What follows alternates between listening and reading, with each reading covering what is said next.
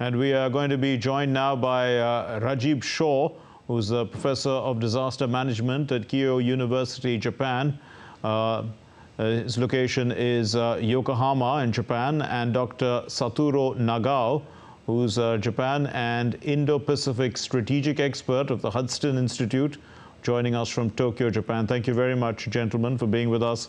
Let me start with you, Professor Shaw. Now, since Japan is prone to earthquakes, how prepared is the administration in general for tsunamis, especially after March of 2011? Thank you very much. I think this March 11, 2011 earthquake and tsunami has given us enough experience to prepare at different level. One is the early warning system, and we need to actually understand a little bit of nature of this particular earthquake, that this is a massive earthquake of magnitude 7.6, and there has been seismic activities in this region, like in 2023, like just the previous year, we had major earthquakes in May in the same area. And the epicenter was also very shallow, which is 20 kilometers. And it was on the land. So there has been some calculation going on that if it was actually on the sea, it would have been much, much stronger. So the Japan Meteorological Agency has issued the large tsunami warning immediately. Yes. And I think one of the best part what we shot today was that how all the different media channel, they were giving very specific instruction of the people to evacuate immediately to the higher ground and the higher building. Sure. And that was actually a major lessons we learned from the previous major earthquake. The tone of the announcer, the information level of the very specific things on that which type of wave may come, the wave can come 2 or 3 times repeatedly. So these are some of the preparedness, I think, which we are seeing in the early warning system. Indeed. So it was a good early warning system. Dr. Nagao, in what way does maritime cooperation cover aspects like being prepared for tsunamis?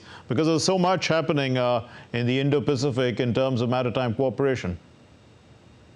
In the earthquake in 2011, in this case, not only Japan Self-Defense Force, but also the ally of Japan, so the US, or other many countries, including India, sent many rescue team to help Japan's situation.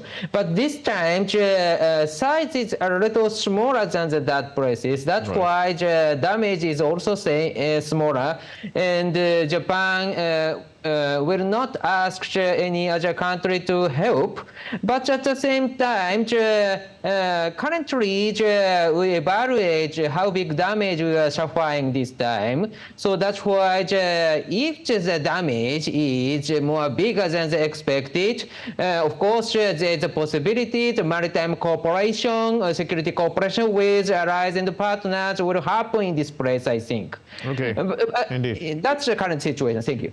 Yes, Professor Shaw, people are generally quite amazed at how Japan recovers so quickly from earthquakes and how resilient the infrastructure in Japan generally is.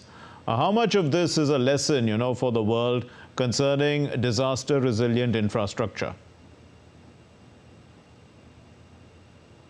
So I think you may be on mute. I can't hear you. Sorry. Yeah, go ahead. Thank you. Thank you very much. I think that's a very important point you raised about the resilient infrastructure. Japan has been investing very strongly as the National Resilience Program on developing different levels of multiple defense, what we call, on the resilient infrastructure. One is, of course, like the lifelines. In this particular disasters also, there was, yes, power failure. There were the water supply failure, there were telecommunication failure, and this type of things happen. But the important part is that how quickly we can actually revive it back to action. And that actually shows the level of pre-disaster preparedness for the resilient infrastructure. You will be also possibly seeing the news that there were around 7 to 8 nuclear power plants in this Japan sea coast, and some of them are active one. But this time there was no major damages on any of the nuclear power plant. Right. And that was possibly one of the major lessons which we learned from Fukushima incident. And that's also the importance of the critical infrastructure. Dr. Nagao, Japan is one of the founding members of the Coalition for Disaster Resilient Infrastructure, CDRI. So, given the concerns now of climate change, how much more relevant is this body becoming, and what kind of cooperation is required actually from it? In the case of the COP28 recently, this statement pointed out the risk of the maritime related disaster caused by the climate change. So that's why the people need to prepare the situation like tsunami or other things, so it will happen more in the future. But in this case, Japan's experience how to deal with the tsunami will contribute when the people face disaster, I think. But at the same time, in case of the climate change or other environment issues, the most important thing is how to prevent this kind of disaster before something has happened. So, of course, we should prepare the situation which is we should prepare the disaster, and we should prepare the disaster management. In this case, Japan can contribute, that's true.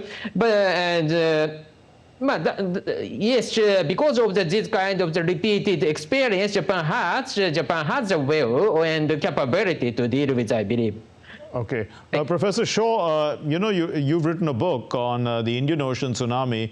So do you think now people after with early warning systems and all, people get enough time to get out of harm's way? That's a rather tricky question, and I will say that every disaster is a learning opportunity for us. This year, 2024, will be 20 years from the Indian Ocean tsunami, and Indian Ocean tsunami was one of the largest mega event over last 20 plus years, which actually prompted the establishment of the Indian Ocean early warning system. Earlier, we had a very strong Pacific Ocean early warning system, which is mainly between Japan and US collaboration. But now India has taken a very keen and very strong role in establishing this Indian Ocean early warning system. And now the connectivity among different early warning systems also becomes very, very important. So I will say that every disasters are giving us the new opportunities of learning. And you also mentioned about the CDRI earlier, and CDRI is a flagship program which the Indian government has started in collaboration with many other governments, and Japan has been one of the very prominent member. I had opportunity to participate in many of the CDRI conferences and meetings, and I think that the technical collaboration among different countries are very, very important. And with the advancements of different levels of technology, I think we are in a more positive way to building our resilient nation and communities. Indeed. A final question to you, Dr. Nagao. On an international level, we see that all countries of the region here, North Korea, South Korea, the relevant parts of Russia also, they issued tsunami warnings. So do you see the world coordinating adequately now to prevent any large-scale disasters from taking place? It is true, we can share the information to deal with disaster, but at the same time, the view from the national security, there is a possibility the enemy, a potential enemy, can exploit such kind of situation. So in 2011, Japan faced a big earthquake. That time, our worry is China and Russia exploit this situation to penetrate defense line of Japan.